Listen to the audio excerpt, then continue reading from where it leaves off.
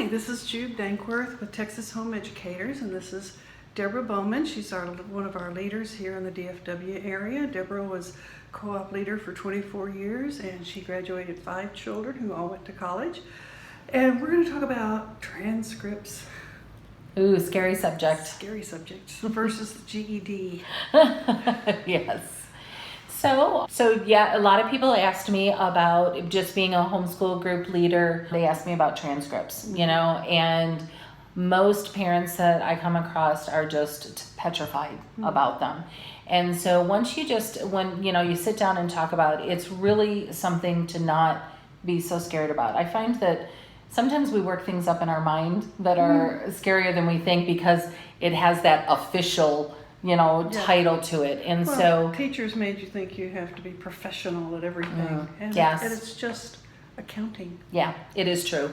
And so I just really encouraged the moms and dads that were in my group to just try your best to keep some records as your student is going through, their high school years. Now, me personally, whatever the Lord leads you to do is how you run your school, but we never kept grades in the elementary years for my students. Right. And that's one of the freedoms we have in Texas. Yeah. And so because I wanted mastery over them stressing about grades. And so when they got to middle school, we started doing some subjects with grades and others did not. And so we did a transition. And then of course in high school, we went ahead and did percentages in our homeschool. And so there's so many great resources online for record keep. I had a resource that I used that it was a ready-made Excel spreadsheet that literally all I had to do was plug in stuff. Wow. And it was a beautiful resource. It was a homeschool family that made it available online, and I'm not sure that it's still available now, but I have it still saved. Do you want to upload that? I actually could. So you just want to keep some type of general record. Some people, depending on your personality, what curriculums you're using, just something, because it's so much easier to do it along the way as it is to try to go back and remember what you've done. With my first one, I had no idea, and then I went to a seminar about transcripts, and I went, uh-oh. You're like, oops. But we had kept journals and we had kept lesson plans and things, so I went back and then through the calendar for our extracurriculars and out of the home events, so I had to reconstruct it. But yes, you can do that. Yes, it may take a day or two. No, you definitely can do that.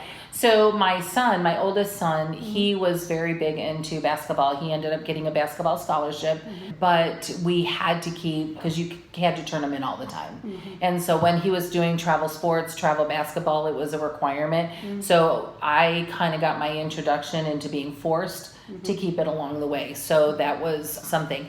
Transcripts, one of the things that I was helping, so I've helped many homeschoolers now do their transcripts. Because of my work as a coach consultant, it is something that I do as a service for families. But there is so many things on there. So some families are very curricular, and so it's really easy. They're like, this is the curriculum we did, these are the grades that we had, and you plug them in. There's so many online GPA calculators available. Yes. You just plug it in and it tells you, and then it even does the cumulative GPA for that. One of the things, other homeschoolers are not as curricular, and so for those... unschoolers are able to do a transcript, or they do a portfolio or something, Yes, I've helped several unschooling families with their transcripts. And so first, usually what I like to do is I like to identify what do you think what direction does your student feel like they might be going into? Do they want to go to a full-time university? Do they want to do maybe a community college first? Is school college out of the question? Maybe a VOTEC? Do they want to go right into the workforce? Well, and there's something else that I come across as the state leader, is that we get heartbreaking phone calls and emails from adults. There's almost over 10 million adults right now that have been homeschooled through some part of it. I read that in 2005. Wow. Yes, okay. So I don't know how many millions of adults that were homeschooled through some or all of their education. And what will happen is we'll get this phone call from a 20 or 30 something that decided to go to college or decided to go to tech school, and they need their transcript. And so that's why once you get the transcript, put it in a safety deposit box. Give your child one, knowing that between 18 and 25 it might get lost. But put it in the safety deposit box, because when they need that, or someplace safe, because when they need that later, it will be available.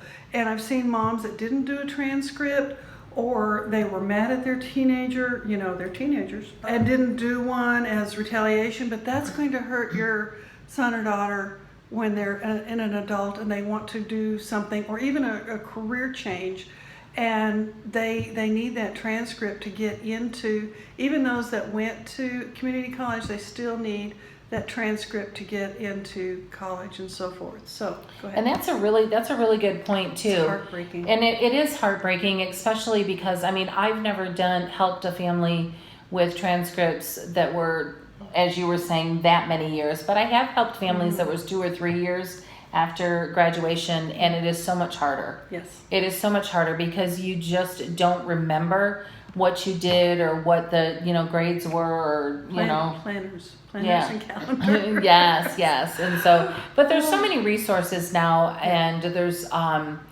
just to be able to do that. So simple, just record keeping, even if you're not doing a full transcript in the freshman year or whatever, it's best that you do. But even if you don't, simple record keeping, just so that you can help remind yourself what you're doing. I looked at another thing that I'm really passionate about these transcripts is most of us homeschoolers, when we did our curriculum, we did it for mastery, not necessarily. Yeah. So we kind of did it over. So like if they didn't pass the test, they just took it again, and then they took it again. Because we know in the homeschool world, it's more important, or we place more value in comprehension and understanding rather than passing for a grade. Yeah, exactly. And so, but so when my oldest wanted to go to college, my oldest daughter actually went to nursing school, and then my son, but he wanted to play for Duke University. That's it. Yeah, he had, and that was him as a freshman. And so I talked to Duke University, and I said, hey, what is it that you're looking for? What is, and they were telling us that as far as students go, they're not necessarily looking for that 4.0 student. They actually place a lot of value. Now, of course, scholarships and stuff, a lot of those are based on grade point average, but a lot of these entries getting into college, that they're looking for a well-rounded student.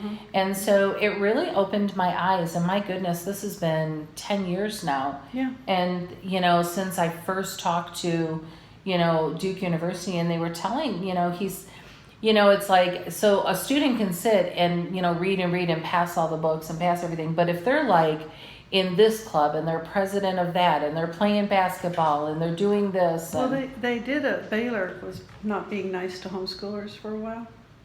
And so we've got them to accept homeschoolers. And then they did a little survey, and they found out that the homeschoolers were in the clubs. They were very often a leader in the clubs.